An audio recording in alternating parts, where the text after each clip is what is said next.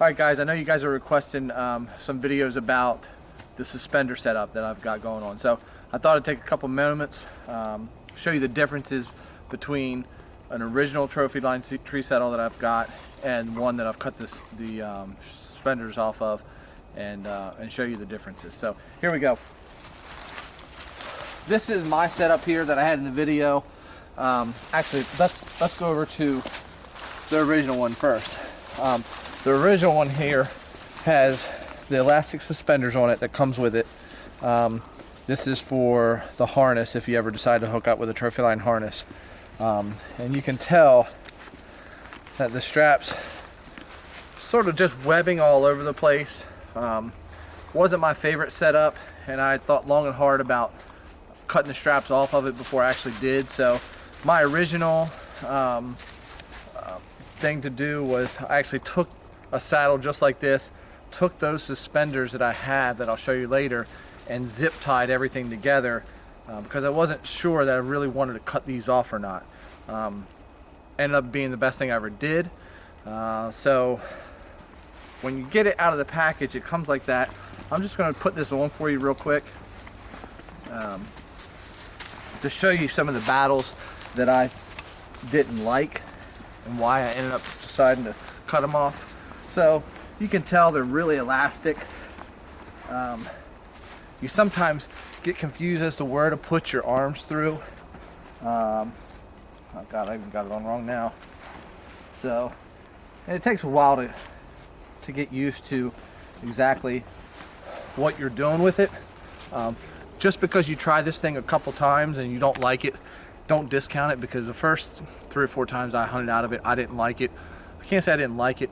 It wasn't my favorite, but after about 5 or 6 times, you just love the thing. You won't go to anything else. So anyway, here you are right here. Got your suspender set up. This is original. I have 3 saddles because Trophyline, I don't know what's going on with them, and I never want to be caught without a saddle. So anyway, here's the original. You can tell if you pull down on it, and I'm just trying to simulate weight that you add to it, whether you're attaching sticks as you're climbing sticks up the tree, or you've got your molly or your pouches around your molly loops. It's going to be added weight to your saddle. It's just going to keep sagging and sagging and sagging, and I don't like that. Not to mention, like I said, it's hard to get into. So I'll come out of this one, show you what I did to mine.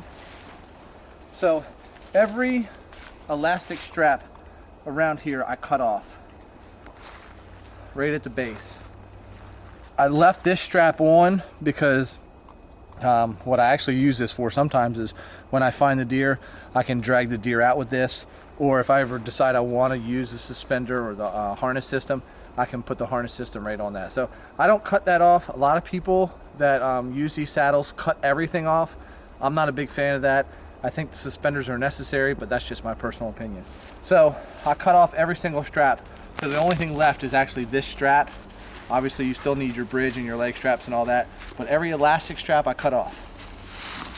So what I did now, every strap is cut off. We'll try to zoom in, but I just I've got duct tape around them. They're aluminum carabiners. And I just put them, you can space them out how you want. I just put them on each side of this, I just tuck this under. Okay, put this back under, keep it out of the way. But I put aluminum carabiner on each side of this loop, and then attached my tool belt suspender to it. Okay, so that's the back. This particular harness has 4 hookups to it, and then on the front of the harness, you've got your first loop where you're going to connect your lineman's belt. I always go 1 loop into that, and that's where I connect the other set, 1 on each side, aluminum carabiners. Okay, so once that's done, these straps right here, they're double thick, so you're going to need a pair of pliers to crimp that down halfway. Get out of the way. And get that carabiner in there so it's situated just right and you can get it through. I can't take it off right now because I've got duct tape there. And the duct tape is so that there's not a lot of metallic clank or anything else going on. You want to be silent walking through the woods, or at least I do. So that's what I did. So you can, maybe you can tell, I'm not sure. So I've got in the front 2 aluminum carabiners connected to the tool belt suspenders. And these tool belt suspenders are, I'll tell you real quick, high performance tool rider construction gear. I just got them out of the Home Depot. Really quick and simple right in their tool belt section. You've got a spot that you can put your cell phone in because you don't want that around your waist while you're sitting in this thing. A lot of people are asking about this hook. I'll go into that a little bit in just a couple minutes and tell you what that's for. Again, found that at Home Depot as well.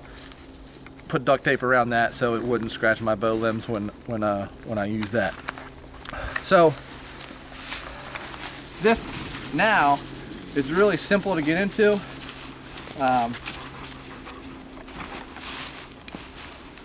There's no multiple straps as far as you don't know exactly where you're putting your arms. Okay, so there it is right there. I like this also because it's got a little chest strap. Some people might not like that, but I prefer it. And the biggest thing that I like about this thing is, remember how that thing would pull down? This doesn't pull down. You can keep pressing, it doesn't pull down. So you can put as much weight on here as you want. Not that really this should be weight bearing, but you don't want this to pull down and then end up around your knees either. So in order to stop that, I'll walk up. You can adjust the straps, but I just wrap duct tape around here so that this will never adjust down. So I know as you're packaging in and out, you know, taking this on and off, sometimes this little plastic piece would slide down. I just put duct tape there so it's nice and sturdy. So that's that. The hook on the back.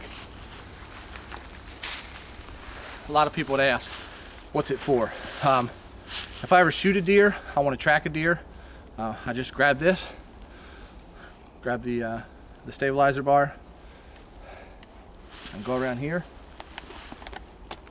hook it up, and now my hands are free, and I can use the flashlight to track. I always position my Doyle cinch gear, so when I climb the tree, I just take my bow off real quick. I wrap my little gear, cinch gear, around, and then I climb the tree. If I ever forget my cinch gear, if it breaks or whatever happens, I can always, again, just take my stabilizer, hook it up to the back, and now I can climb the tree like that. So I don't walk through the woods really fast with my bow on my back because I don't want my bow banging around back there.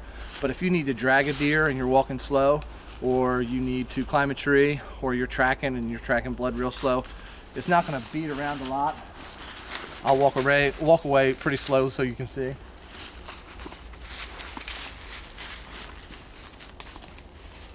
So you can tell it doesn't beat around a lot. You don't really know it's back there. So just one more thing that I added to it. It's not for everybody. And then there you go. So hope this helps. If you have any questions, PM me through Archery Talk or make a comment on YouTube and I'll get back to you. Thanks.